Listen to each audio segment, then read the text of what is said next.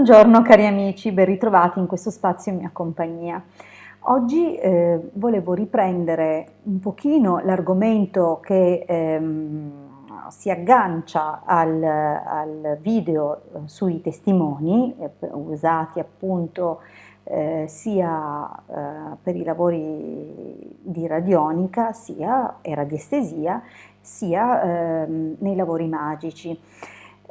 Ma non parlerò proprio del testimone in sé perché credo che sia un argomento che abbiamo già approfondito a sufficienza, almeno per quello che sono gli scopi dei nostri lavori, dei nostri interventi.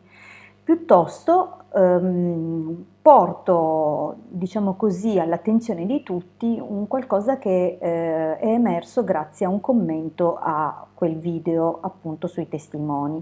Un commento molto interessante di qualcuno che si è posto la domanda appunto di come fare a tutelare le foto che a questo punto comparivano sui social che più o meno abbiamo tutti messo in qualche momento della nostra vita.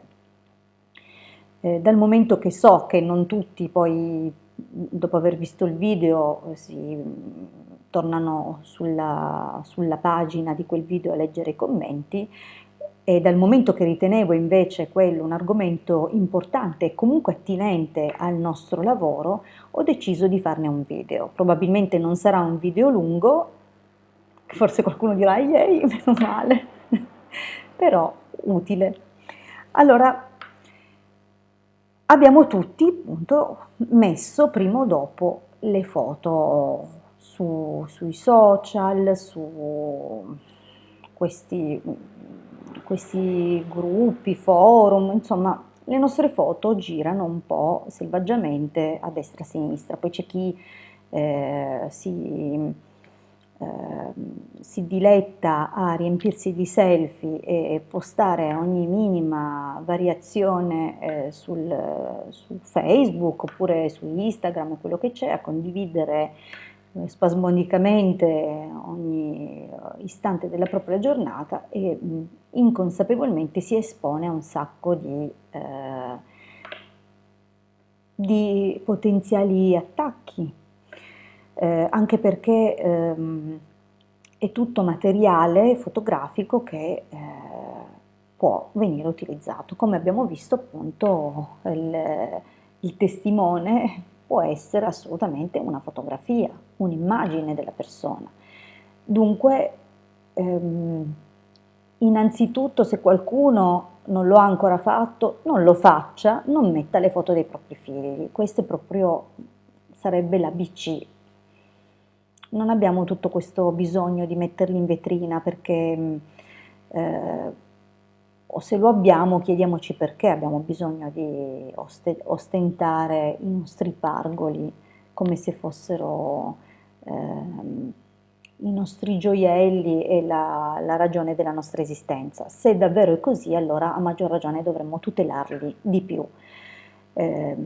Dunque, prima regola, non mettiamo le foto dei nostri figli. Se lo abbiamo fatto e le cancelliamo, beh, insomma, purtroppo, anche se noi le cancelliamo dai nostri profili, sappiate che quasi certamente, per non dire sicuramente, e per non dire è così, loro fanno i backup dei dati e li postano e li collocano su server, possibilmente non sono nemmeno sul pianeta Terra, magari sono in orbita su satelliti, cioè non possiamo immaginarci fino in fondo in che guaio ci infiliamo quando mettiamo il nostro materiale. Cioè, il nostro materiale potrebbe essere conservato per chissà quanto tempo e chissà dove.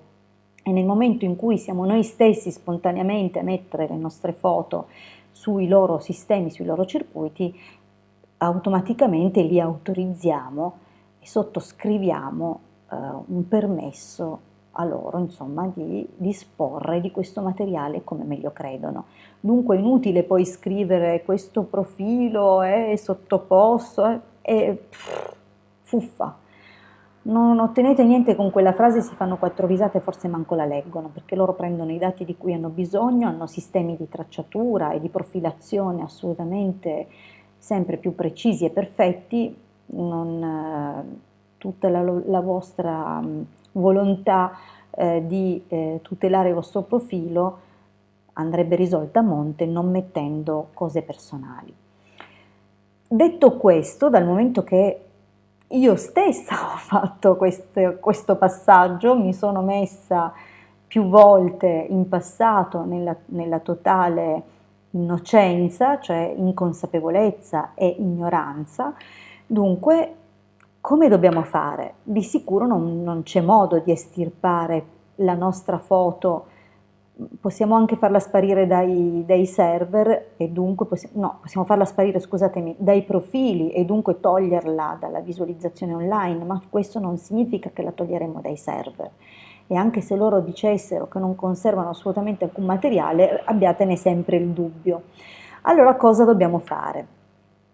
Beh, abbiamo capito che come si conservano quella foto, se ne conserveranno qualsiasi altra, dunque ci faranno il grandissimo piacere di conservarsi la nostra foto dentro i circuiti.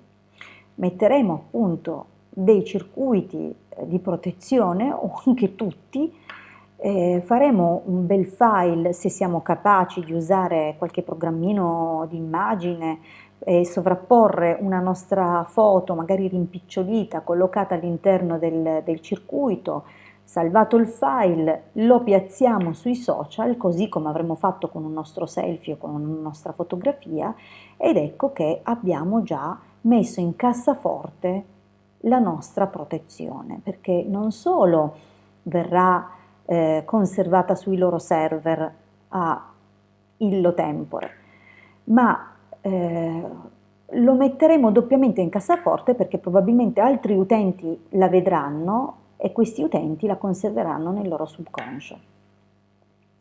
Meglio di così si muore.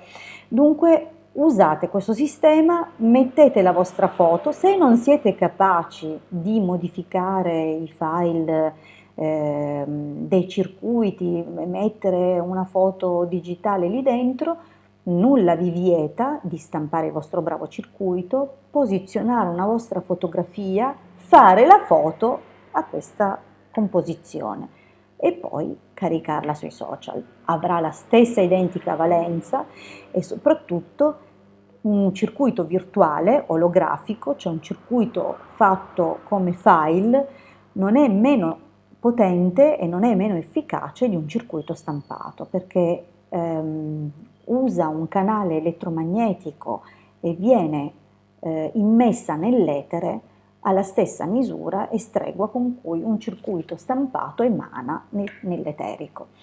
Dunque usiamo questi canali, sono gratuiti, visto che si prendono gratuitamente le nostre informazioni che corriamo noi a dargli, diamogli anche quello che ci torna utile.